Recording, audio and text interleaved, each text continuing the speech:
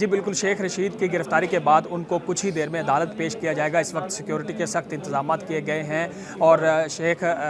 राशिद शफीक जो हैं वो भी यहाँ पे पहुँच चुके हैं। शेख रशीद की जो वकला की टीम है वो यहाँ पे पहुँच चुकी है। शेख रशीद के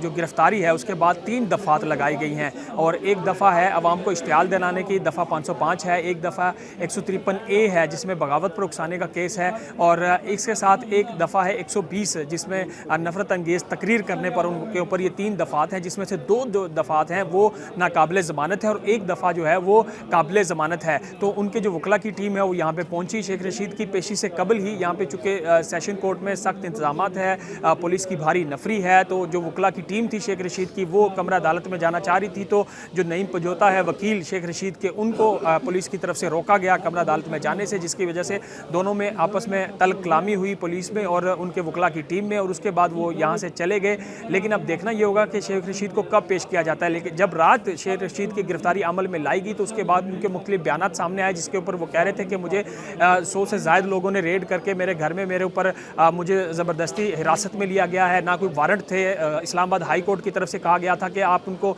जो तलबी का नोटिस जारी किया गया था शेख रशीद को, उसको अभी फ़िलहाल रोका गया था पुलिस को गिरफ्तारी से कि शेख रशीद को गिरफ्तार ना किया जाए, और 6 फरवरी को जवाब तलब किया गया था। लेकिन उसकी बाद पुलिस की गिरफ्तारी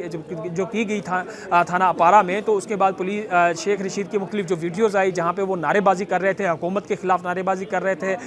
इंटीरियर मिनिस्टर के खिलाफ, आसिफ जरदारी के खिलाफ नारेबाजी कर रहे थे। और इससे पहले जो शेख रशीद ने स्पीच की थी जिसमें उन्होंने कहा था कि आसिफ जरदारी ने इमरान खान के कत्ल का मनसूबा बनाया है, जिसके ऊपर थाना अपारा की तरफ से शेख रशीद को तलबी का नोटिस जारी किया गया था, उसको चैलेंज किया था शेख रशीद ने इस्लामाबाद हाई कोर्ट में। और उसके बाद शेख रशीद की तरफ से एक रिटर्न में भी बयान दिया गया कि उन्होंने कहा कि मैं इमरान खान के बयान का हवाला देना चाह रहा था, मैं खुद ऐसा कोई बयान नहीं रखता। लेकिन उसके बाद पुलिस की तरफ से एक गिरफ्तारी अमल में लाई गई है, उनके ऊपर मुख्तलिफ दफात लगा दी गई हैं। अब अदालत में क्या, चूंकि इस्लामाबाद हाई कोर्ट के हुक्म के बावजूद पुलिस की तरफ से गिरफ्तार करना, पुलिस क्या मौक़िफ़ रखती है और क्या अदालत फैसला करती है, यह अभी जब शेख रशीद को पेश किया जाएगा तभी सामने आएगा।